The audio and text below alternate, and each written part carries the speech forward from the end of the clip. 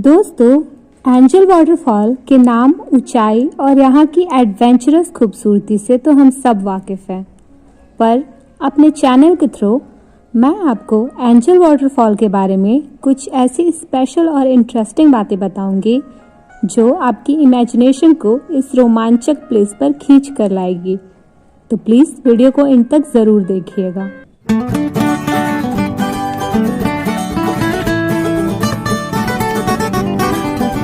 Angel waterfall यह दुनिया का सबसे ऊंचा जलप्रपात है, या कह लें कि टॉलेस्ट वाटरफॉल, जो कि दक्षिण अमेरिका के वेनेजुएला में कोरोनी नदी पर स्थित है। इसका स्पेनिश नाम साल्टो एंजल है। पेमोन भाषा में इसे केरेपाकुपाईमेरू, जिसका अर्थ है सबसे गहरे स्थान का झरना, या पाराकुपा वेना, जिसका अर्थ है उच्चतम बिंदु से गिरना, इन नामों से भी इसे जाना जाता है। यह 979 मीटर की ऊंचाई और 807 मीटर की एक डुबकी के साथ दुनिया का सबसे ऊंचा निर्बाध जलप्रपात है। बोलिवर राज्य के ग्रान सबाना क्षेत्र में यूनेस्को की विश्व धरोहर स्थल कैनामा नेशनल पार्क में ओयंटेपोई पर्वत के किनारे पर यह झरना गिरता है।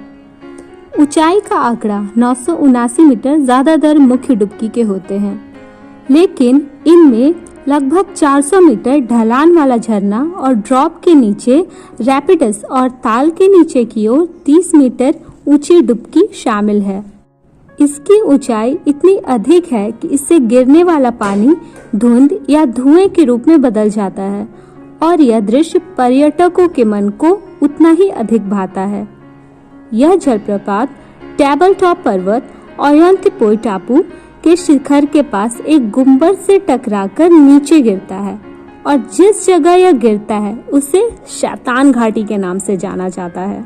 20वीं शताब्दी के मध्य से जलप्रपात को एंजल फॉल्स के रूप में जाना जाता है।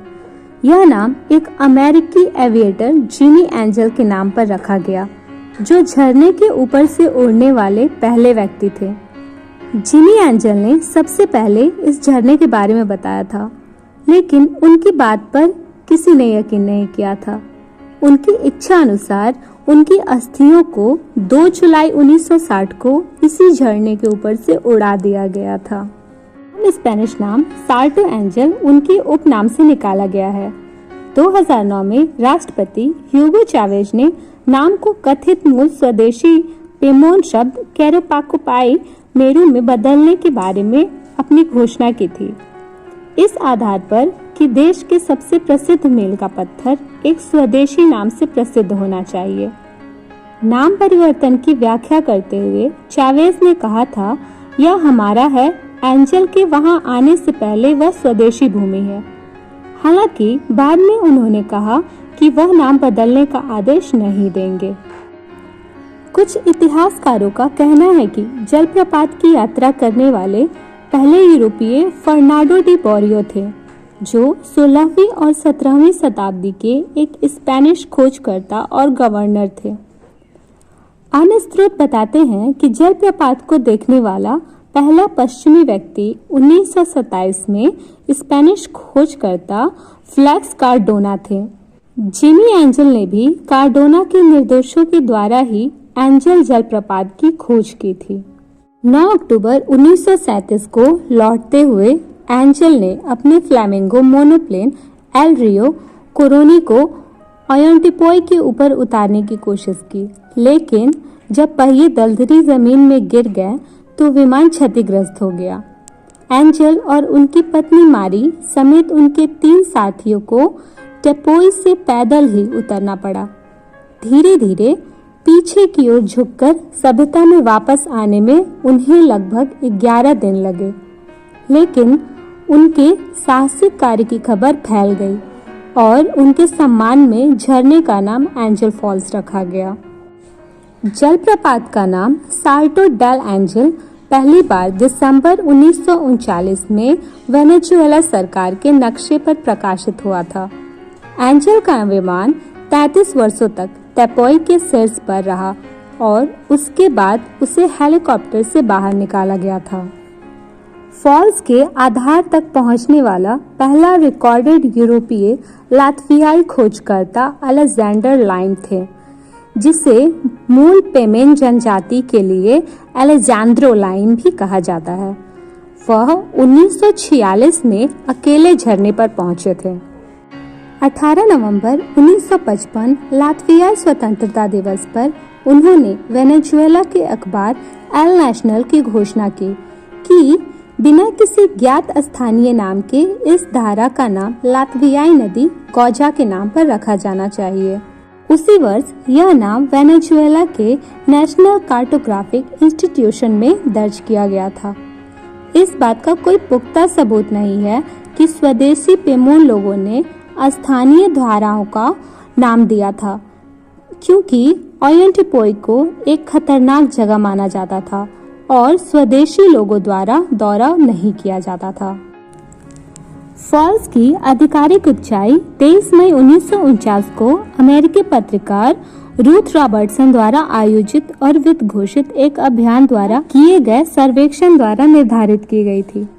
रॉबर्टसन का अभियान, जो 23 अप्रैल 1949 को शुरू हुआ था, जलप्रपात के तल तक पहुंचने वाला पहला अभियान भी था। चट्टान के चेहरे पर चढ़ने का पहला प्रयास 1968 में गीले मौसम के दौरान किया गया था। फिसलन भरी चट्टान के कारण यह विफल हो गया। 1969 में शुष्क मौसम के दौरान दूसरा प्रयास किया गया। पानी की कमी और ऊपर से 120 मीटर यानी 400 फुट की ऊंचाई के कारण इस प्रयास को भी विफल कर दिया गया था। चट्टान के शीर्ष पर पहली चढ़ाई 13 जनवरी 1971 को पूरी हुई थी। एंजल फॉल्स वेनेजुएला के शीर्ष पर्यटक आकर्षणों में से एक है। हालांकि फॉल्स की यात्रा एक जटिल मामला है। फॉल्स एक सुनसान जंगल में स्थित है। कैनामा कैंप तक पहुंचने के लिए माइकेतिया हवाई अड्डे या प्यूर्टो ऑर्डोस या सियुदाद बोलिवर से एक उड़ान की आवश्यकता होती है, जो नदी की यात्रा के लिए फॉल्स के आधार पर एक शुरुआती बिंदु है। नदी यात्राएं आमतौर पर जून से दिसंबर तक होती हैं, जब नदियां पेमोन गाइड द्वारा उपयोग के लिए पर्याप्त गहरी होती हैं। दिसंबर से मार्च यानी शुष्क मौसम के दौरान अन्य महीनों की तुलना में कम पानी देखा जाता है। तो दोस्तों, साउथ अमेरिका के इस वेरी टॉल वाटरफॉल के बारे में ये दिलचस्प जानकारी अगर आपको हेल्पफुल लगे तो प्लीज़ वीडियो को एक लाइक ज़रूर दीजिएगा। चैनल में नए हैं तो प्लीज़ सब्सक्राइब कर लीजिएगा, ताकि ऐसी इंटरेस्टिंग और इन्फॉर्मेटिव वीडियो का लिंक आपको सबसे पहले मिले। धन्यवाद।